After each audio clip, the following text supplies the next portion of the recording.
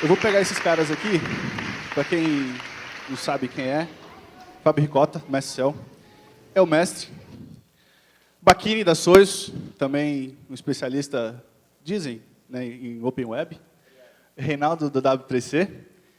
Se alguém tiver alguma coisa a reclamar de HTML5 que você acha muito difícil, reclame com ele. E o Edu Agni, que está com a gente hoje no Imassas, é design de interface e também especialista na área. Então, pessoal, eu queria que tivesse um ringue aqui, mas não vai ter, né? Não, eu estou aqui de boa. Ó, vamos ver aqui. Aí, ó, agora eu estou ótimo. Só não caí igual o Lully fez no Interconto ano passado. Tá, obrigado. Então, tá. Vamos lá. Vamos escolher a primeira vítima. Tá. O que a gente quis fazer aqui era algo em cima de SEO, microformats, Open Graph e esquema. Eu acho que a primeira coisa que eu quero perguntar, e essa vai para o... Vamos começar com você, Clécio, meu amigo. Quais os benefícios que o WordPress traz por padrão de SEO? Porque tem uma galera que fala assim, ah, não, instalei o WordPress, tô foda de SEO agora. Uma das coisas que são... o melhor do WordPress, eu acho, que para SEO principalmente, é a questão de você, quando usado da maneira correta, como um CMS, um gestor de conteúdo, quando você usa a questão de taxonomias e organização, ele é uma maneira muito simples de você organizar os conteúdos e... Pô, vou me enrolar. Pois é. Não, eu falei assim, eu não ia responder nenhuma pergunta sem uma letra de chapéu hoje, né? Então, assim, o WordPress... Ou é camisa de botão ou é chapéu. Não? Então, tá bom, desculpa.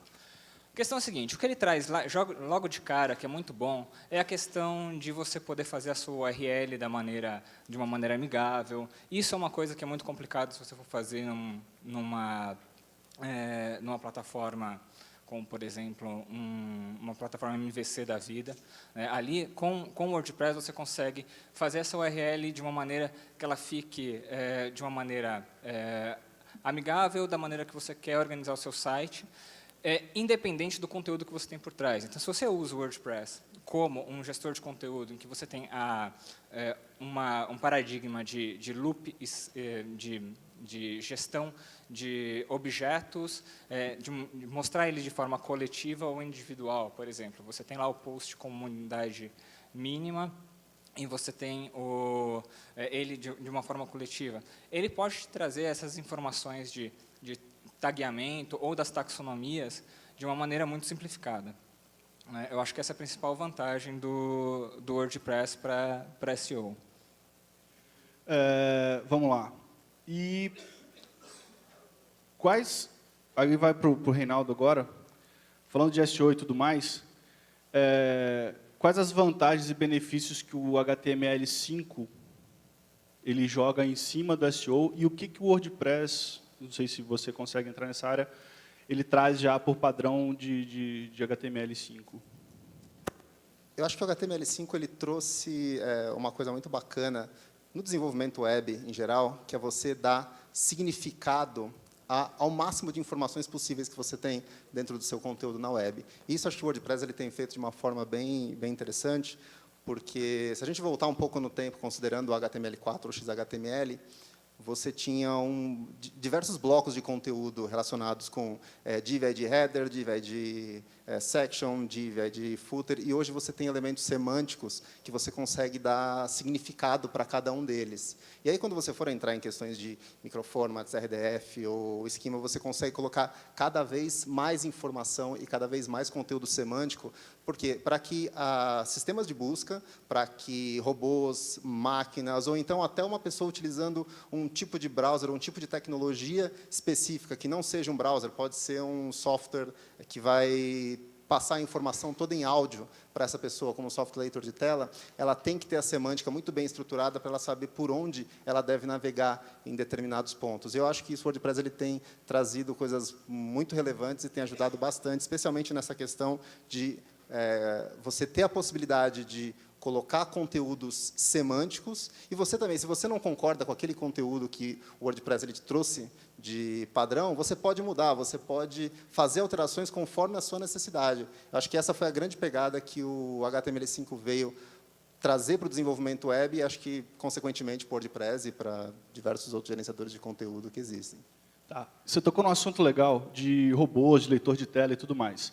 Aí eu vou entrar numa agora que eu acho que vai ser mais para o Ricota aqui, o cara envolvido mais comercialmente com a coisa, SEO e a coisa toda. Esse lance de você estruturar dados, deixar tudo bonitinho para o Bolt pegar, isso não facilita o meu concorrente ir lá e fazer um scrap no meu site porra, sugou minha vida ali, né, cara? Assim, quando a gente fala de semântica, quando a gente fala que o Google é o cara que quer entender toda a informação sua, botar numa base de dados, exibir isso de forma organizada, você abre a porta para o concorrente tentar fazer algo parecido. Se você tem ali sua área de título definida, se você tem a área de conteúdo ali definida, o que impede o teu concorrente de fazer um robô simples? Hoje em dia é fácil, você faz um programinha em curl, monta tudo direitinho, rouba os dados do concorrente, põe na internet, em vários outros lugares, o Google processa tudo como duplicado, teu concorrente está fora. Seria um exploit bom aí para você derrubar a concorrência. Outro dado também que a gente, em experiências que a gente tem, se você organiza de uma forma muito mais semântica, uma listagem, uma informação, uma lista de eventos ou locais, que é realmente o que, né, por exemplo, uma agenda do eMasters, que é coisa mais fácil do que você rodar um programinha para identificar todos os eventos que vão acontecer nos próximos 12 meses e montar a sua agenda baseada na agenda do eMasters. Se quiser fazer isso, ele vai ficar puto da vida que vocês copiaram e você não teve muito trabalho. Então, eu acho que esse é o problema que também se traz sendo mais organizado na web. Quanto mais organizado na web a gente for, mais chance a gente dá para concorrente e para o Google copiar a nossa informação e ter posse dessa informação, e a informação passa a não ser de ninguém. Então, eu sou meio assim, tem os dois lados aí, né? Posso contestar isso? por favor. Eu Então, queria, beleza. só para deixar claro, do ringue de novo, tá? Obrigado. O que acontece quando a gente está falando de web aberta, a gente está falando de open web, primeira coisa,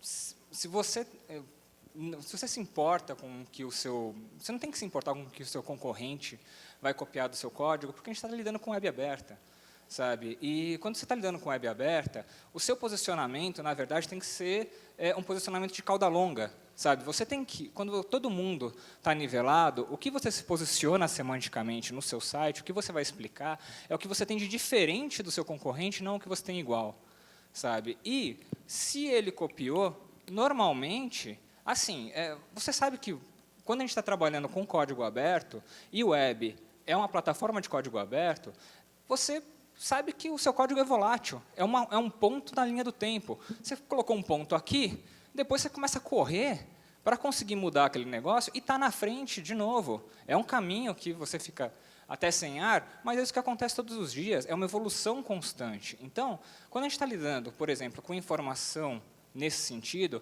o trabalho que você faz para o seu cliente, que é um trabalho hoje, quando você está falando de site, mais do que marketing, a gente está falando, não, eu e o Fábio, a gente fala muito de marketing semântico. Marketing semântico, na verdade, é um trabalho de ciência da informação. Você estuda o mercado, estuda posicionamento, vamos tentar te posicionar aqui com conteúdo e semântica. A gente vai explicar e como? Explicando para o Google da melhor maneira possível. E a melhor maneira possível de explicar para ele é detalhar. Se eu ficar pensando, assim, se você não quer concorrência, você não abre uma loja de eletrônico na Santa Efigênia. Né? É isso, sabe? Você não vai abrir uma loja de lustres na Consolação. Né? Se você fez isso, você está correndo o risco de estar no meio dos tubarões ali. Né? Então, assim, eu defendo muito a questão de quanto mais informação, melhor, porque a chance de explicar, a grande riqueza do HTML5, da semântica, dos microformatos e tudo mais, a grande riqueza é você conseguir explicar e detalhar o seu produto e o seu serviço num nível de dados nunca antes possível numa rede aberta. Né? O que acontece hoje é que eu consigo falar os ingredientes que vão na pizza. em código, aberto na web. Sabe, se eu quiser buscar isso de alguma maneira, não sei como o Google vai utilizar isso, mas se isso for cruzado lá e isso levar ao meu produto, ótimo, melhor ainda. E deixa eu te falar, Diga lá. algum de vocês já teve aquela pergunta, não, aquele pedido bizarro, né, que todo cliente, o Luiz falou um negócio de cliente, enfim, é bem parecido. Cliente e usuário são coisas bem próximas, né? Assim, eu quero meu site todo acessível, todo semântico, não sei o quê, mas eu não quero que ninguém copie o conteúdo dele. Eu não quero que o Bolt vá lá, porque você sabe que gerente de produtos, essas coisas, sabe tudo, né? Então ele sabe que é possível um Bolt chegar lá e ler o código. Então ele vai falar assim, eu quero um código todo estruturado no Google, mas eu quero que ninguém copie. Eu não tive caso bizarro assim, não. Você teve? Já Não? Não lembro de nada do... Ainda bem. Normalmente os clientes que... Do nosso lado, Normalmente os clientes o que pepino falam é para não assim, copiar né? o conteúdo não sabem nem o que é semântica, então... Mas é mais na área assim, de cópia de conteúdo que o pessoal se preocupa, é quando um jornalista vai lá, eu sou totalmente adepto a você tem que ter o diferencial do seu concorrente, o que você coloca na web com qualidade, sua inspiração, é sim o que vai fazer diferença, mas a gente bate muito quando é um jornalista. Ele escreveu uma matéria para um determinado portal, ele defende aquilo num único local que ele botou a sua informação, e quando ele encontra aquela mesma matéria em outro lugar, um site chinês que alguém foi lá e copiou e clonou e está monetizando com a AdSense. Assim, realmente é o problema. Ele fala, como que eu arranco esse conteúdo daí? E eu acho que aí entra muito na questão. Se você não quer que as pessoas peguem, né, o seu conteúdo, não entre na internet. Eu acho que mas aí fica impossível mesmo. Essa cópia de informações ela já acontece muito antes da gente trabalhar com dados estruturados, né? Porque agora ficou eu mais acho que- fácil, na verdade. Né? Tá na verdade facilitando. isso facilita um pouco, mas eu acho que isso não é o fator determinante. Assim. Entendi. Até você falando entre concorrentes, quem trabalha na área de experiência do usuário sabe que o conteúdo, na verdade, às vezes chega a ser um dos menores fatores determinantes contra a sua concorrência. Na verdade, a forma que você pode apresentar esse conteúdo que vai ser um diferencial. Né? Se você pegar uma loja virtual, todas vendem um mesmo produto, um mesmo celular, com as mesmas informações. A forma que apresente toda a experiência antes, pós-venda, que vai fazer essa diferença. Não sei se... Aproveitar, então, que você está com o microfone na mão, já que você foi o único que ainda não... Né? Você é um cara, é um designer, né? É um cara que... Lembra que a gente tem mais vídeo seu, viu? Eu sei. E tem piores. Podem acreditar, tem pior do que isso. Enfim, vai dançar. Só um comentário, para quem não conhece o cara que está filmando, assim, gravem a cara dele e nunca façam nada na frente dele. Ele pode parecer que não está filmando, mas ele sempre está. Edu, o que o WordPress consegue, já traz de benefícios? Assim, eu acho que essa pergunta um tanto quanto redundante que eu já fiz aqui, mas o que ela traz de SEO? O que ele traz de SEO nos temas padrão? O que pode ser melhorado? E aí eu faço uma outra questão, que é meio que botar uma pimenta na história. É legal você pegar o tema padrão e trabalhar em cima dele, ou, igual o Leandro falou, você joga uma tela branca e trabalha tudo em cima de uma tela branca? Isso depende do desenvolvedor, da experiência que você tem na criação de tema. Existem tantos temas padrões que já vem com o WordPress, quanto existem alguns temas bases para você trabalhar em cima. As coisas que o Clécio falou da facilidade de você trabalhar com URLs amigáveis, criar categorias e usar o nome dessas categorias como palavras-chave em URLs amigáveis, isso é um fator muito benéfico.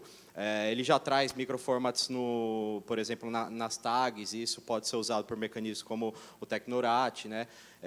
Isso é muito bom. Mas o WordPress, a estrutura de código dele, eu não considero muito a coisa do padrão. Você cria o tema como você quiser. E você investir, por exemplo, em dados estruturados no HTML, eu acho que é a grande sacada. Existem, para quem não tem tanta experiência no código, existem plugins, por exemplo, no WordPress, em que você pode implementar esquema, dados estruturados no código. Né? São algumas coisinhas prontas que você pode se utilizar dele. Mas nada melhor do que você criar um tema, seja com base em algum outro ou não, mas customizar com dados estruturados. Eu acho que isso a facilidade que o WordPress dá para você criar o seu próprio código e trabalhar ele, acho que é uma grande vantagem. Beleza. Clécio, você que gosta de descer o pau em algumas coisas de padrão, que XML e tal, não sei o quê. Clécio tem uma palestra boa falando bem de XML, depois se vocês quiserem ver, setemassas.com.br, é bem legal ele falando bem de XML. O que é melhor? RDFA, microformats ou esquema? Ou melhor, que porra são essas três coisas? Bom, eu sou amigo do Reinaldo, não posso falar mal do RDF. Mas o que acontece é o Eu sou seguinte. amigo dele e posso falar. Ah, é? Então tá bom. Não, assim, na verdade é uma questão de preferência e praticidade de uso. Atualmente,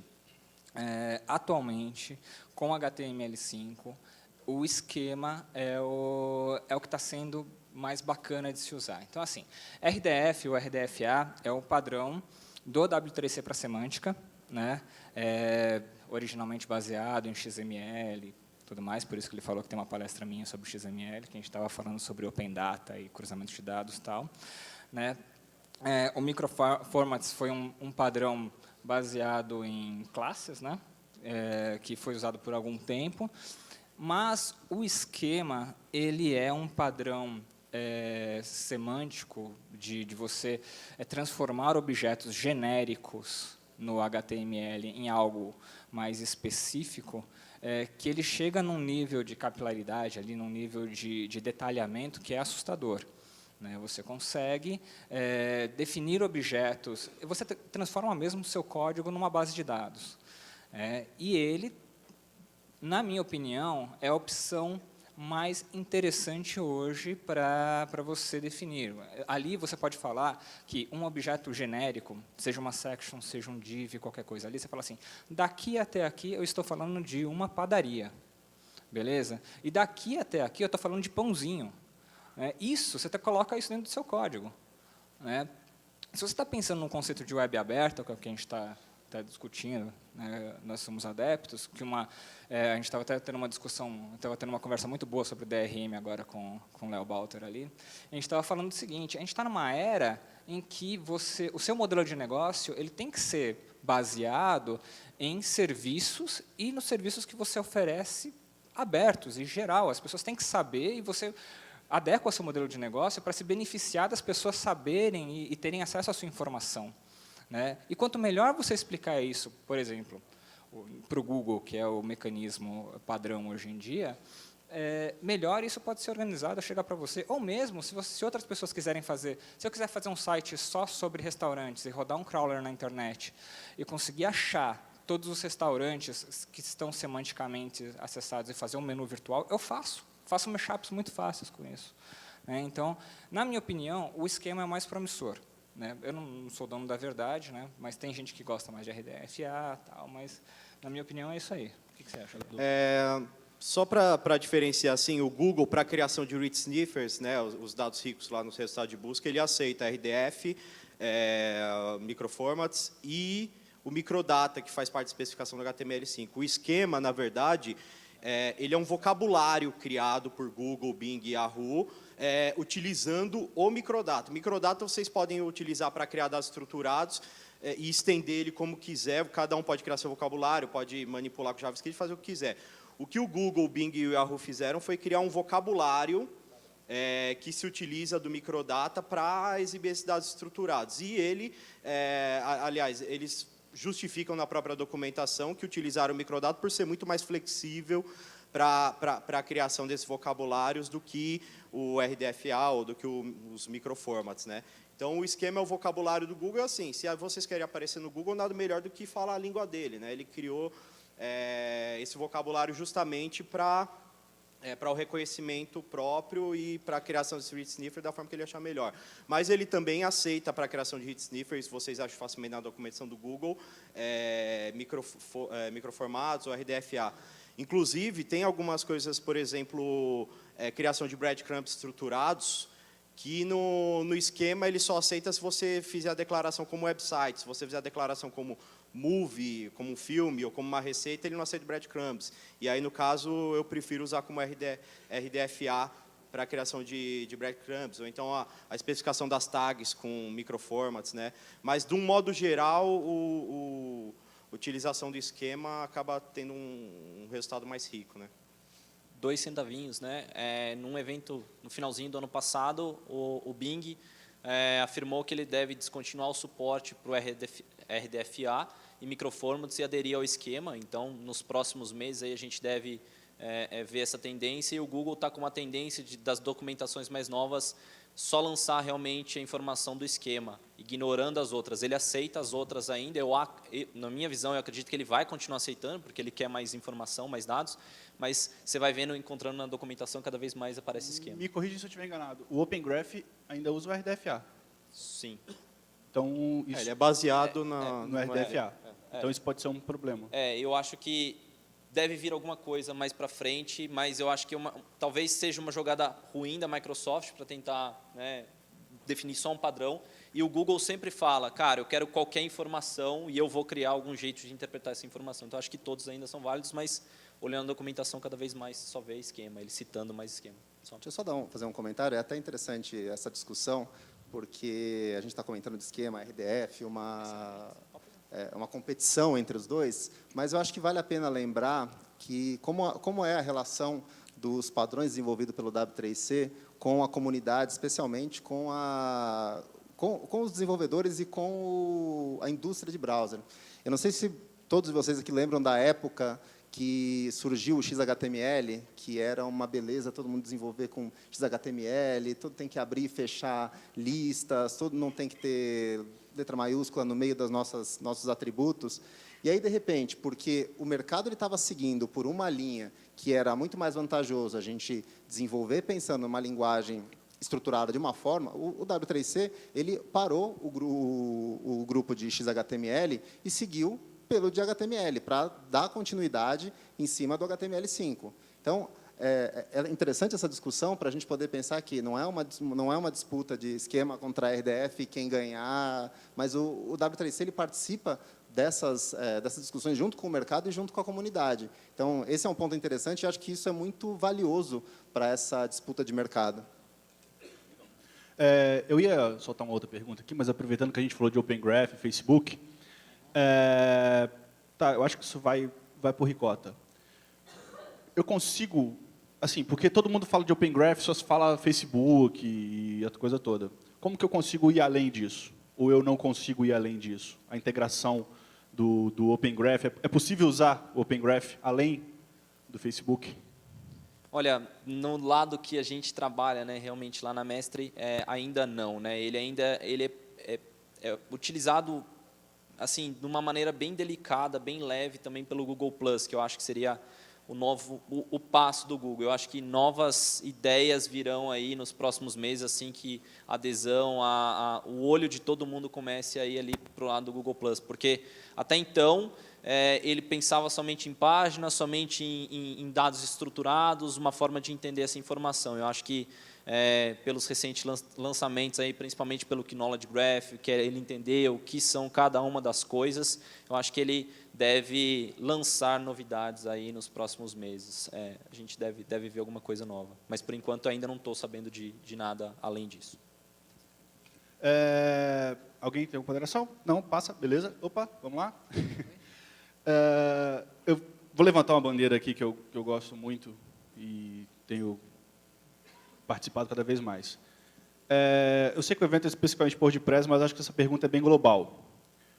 Quais os principais cuidados que a gente tem que tomar com acessibilidade? E essa eu vou deixar para o Reinaldo, que tem uma palestra fodaraça a respeito do assunto. Quando a gente fala de acessibilidade, não só no WordPress, mas com cuidado geral no nosso código, o WordPress ele tem trazido muita coisa bacana de acessibilidade, especialmente para a questão de semântica. Mas a gente pode melhorar cada vez mais alguns recursos que a gente pode utilizar, porque, no fim, o WordPress ele acaba, por mais que ele tenha um modelo estruturado ou com temas, você pode fazer o que você quiser dentro dele. Então, acho que um dos grandes desafios que a gente encontra, que eu acabo vendo muito por aí, é a dificuldade de se ordenar, por exemplo, cabeçalhos. É uma coisa que parece tão simples, parece ser tão besta eu colocar cabeçalho em todo lugar da minha página, mas ordenar cabeçalho de uma forma semântica estruturada não é uma coisa tão trivial como a gente imagina. Porque tenta imaginar o conteúdo do seu site só feito com cabeçalhos, estruturados entre H1 e H6. Será que aquele conteúdo que está em H4, ele está relacionado diretamente com H3, H2, H1? Ou você jogou um H4 no meio de um lugar que não tem nada a ver e você abriu aquele H4 porque ele está num tamanho adequado para o seu elemento. Mas um cuidado que eu gostaria eu até acho muito bacana o Ale levantar essa bandeira da acessibilidade, porque quando a gente fala de WordPress, a gente pensa em acessibilidade, a gente pensa em código HTML, mas eu também quero reforçar um pouco a importância de acessibilidade quando a gente for mexer no nosso CSS. Porque muitas vezes a gente pode estar trabalhando com alguns problemas de contraste entre entre objeto e fundo, que para a gente pode passar despercebido, mas para uma pessoa que tem um tipo de baixa visão, um tipo de daltonismo, pode ser que aquilo cause algum problema. Ou então você não identificar que certos elementos são links, você só descobrir que aquele elemento é link quando você passar o mouse nele e fizer alguma coisa. Você tem que identificar, a pessoa tem que saber que aquilo é um tipo de informação relevante dentro do conteúdo da sua página do WordPress. Então, acho que uma dica que eu dou para não me estender muito é: prestem muita atenção no CSS do seu código. Acho que o WordPress ele tem feito um trabalho legal, acho que a gente pode melhorar aos poucos. Por exemplo, questão de textos alternativos de imagens. Isso é uma coisa que está relacionado mais com quem vai publicar o conteúdo dentro do WordPress, mas muitas vezes a pessoa utiliza só o title e não utiliza o atributo alt. O atributo alt ele é fundamental para a tecnologia assistiva identificar e saber o que é aquela imagem. E não adianta eu colocar um texto alternativo de uma foto do Cristo Redentor e escrever foto. Aquilo não resolve, aquilo não faz sentido para o meu conteúdo. Então, tem diversos cuidados aqui, mas acho que eu queria deixar essas três bandeiras no início. Cabeçalhos, presta atenção no seu CSS e sensibilize as pessoas que vão publicar conteúdo a tomarem cuidado da forma que elas vão publicar esse conteúdo dentro do WordPress. Só um adendo, assim, eu sei que eu não estou participando do ringue, mas as pessoas acham que é difícil encontrar algum tipo de deficiência e tudo mais. O eMasters, ele não é muito grande, a gente tem poucas pessoas, a gente está, acho que são 15, na verdade, e houve uma época que a gente tinha, não que canhoto seja uma deficiência, mas só para você ter uma ideia da amostra, a gente tinha, eu sou um deles, tá? A gente teve 4 canhotos e 3 daltônicos, trabalhando ao mesmo tempo na empresa. Então, só para você ter uma ideia não é tão complicado assim. Às vezes o cara que está do seu lado aí, ele é daltônico que você não sabe, porque não é um negócio que você olha para o cara e está na testa dele, entendeu? E o contraste ele faz uma diferença muito grande dependendo do que o cara está fazendo, da deficiência do cara. O Renato me corrige se eu estiver errado, mas a W3C ela tem um algoritmo que calcula a diferença de luminosidade entre cores de fundo, né, de background. E existem programinhas, se vocês procurarem o Color Contrast Analyzer, tem até tutorial no site do Maljor explicando como usar, e aí vocês determinam as cores, ele gera automaticamente o que é ideal para texto, ou se é texto negrito, vale a pena vocês darem uma procurada. Só para complementar o que o Edu falou, o W3C na documentação, ele sugere um contraste de 5:1. No EMAG, que é a documentação brasileira, eles sugerem de 1 para 3, mas na documentação do W3C é de 1 para 5 o contraste, a sugestão que o W3C dá. Só para a gente encerrar, eu vou soltar logo 2. Talvez, eu não sei se seria o Ricota ou se vocês, rápido, o negócio passa voando, cara. Falando de WordPress, né? Todo mundo aqui conhece o Yoast, plugin SEO? Todo mundo usa? Oh, legal. Da próxima vez, levantem a mão. Né? E o WP Accessibility? Ou sei lá, como se fala isso? Ninguém conhece? Ah, legal. Ah, conhece, alguém conhece. Obrigado por ter levantado a mão, não me deixou sozinho. Então, o WP Accessibility, ele resolve os problemas de acessibilidade, todos, do WordPress. E existe algum, ou o Yoast não é aconselhável, existe alguma alternativa? Porque eu vejo o pessoal falando de SEO, só vejo falar de Yoast. Vou começar do lado que me compete, vamos dizer assim. Por favor.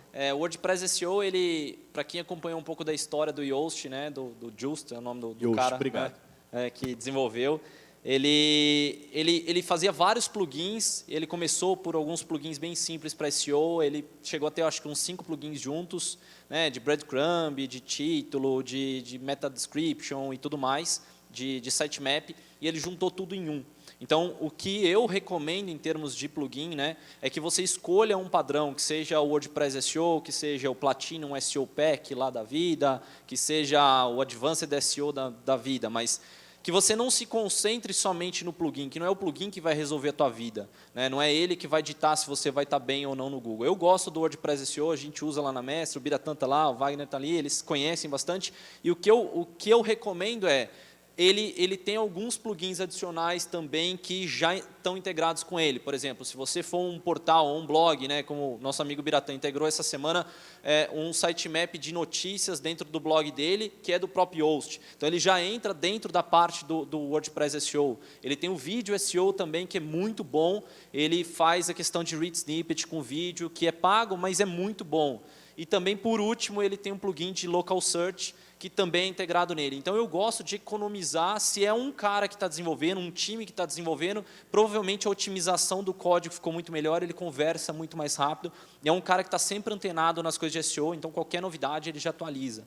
Então, esse é o fundamental, tá? Mas, no final das contas, se você não fazer o plugin chamado conteúdo ali bem feito, não adianta nada, entendeu? Então, esse é a base de tudo, tá?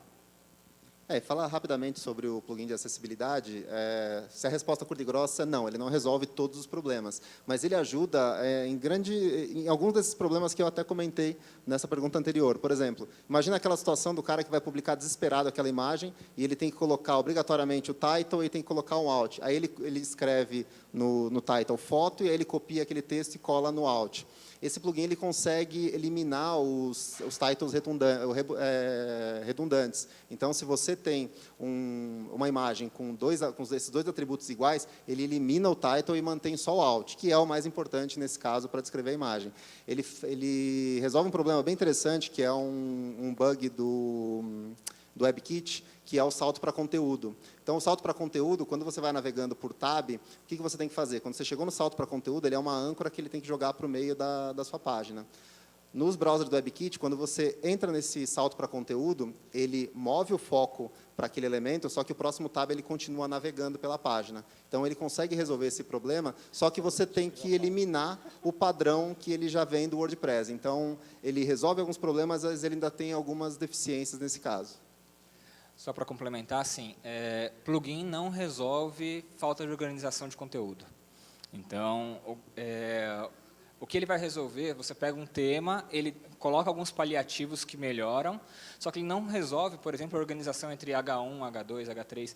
E você só vai dar importância para isso, por exemplo, eu trabalhei muito com o Horácio desde o ano passado, e quando você vê alguém navegando com o leitor de tela, você começa a entender como é que aquilo funciona. Então, assim, o deficiente visual, principalmente, a navegação dele rápida é com a tecla 1, 2 e 3, que ele vai pulando entre cabeçalhos. Então, isso é o básico da sua página, e isso você não resolve com plugin, isso resolve com estrutura. Então, a questão de acessibilidade é uma questão de arquitetura de informação. Você tem que organizar o seu conteúdo, e é isso que vai fazer a diferença. Tá? Isso aí. Só para finalizar sobre o plugin WordPress SEO, o Ricardo até falou que nada substitui um bom conteúdo. E uma coisa que eu gosto nesse plugin, principalmente quando a gente desenvolve um site onde jornalistas e redatores que vão fazer a publicação do conteúdo, porque ele faz a análise de algumas questões de SEO no conteúdo. Então, você encontra lá informações se você está trabalhando com uma densidade de palavras-chave ideal, ou se você inseriu uma quantidade ideal de imagens, ou se você deixou de adicionar algum título H2 ou H3. Então, ele te dá algumas boas recomendações. Talvez para quem é desenvolvedor pense, não, eu posso fazer certas coisas na unha, mas quando você cria, desenvolve um site onde pessoas os jornalistas, redatores, de repente vão trabalhar com esse conteúdo, é um painel bem simples e ajuda a otimizar bastante o conteúdo nesse sentido, né? É isso aí. Então, gente, a gente já esgotou o tempo. Palmas para a galera aqui, pessoal, por favor.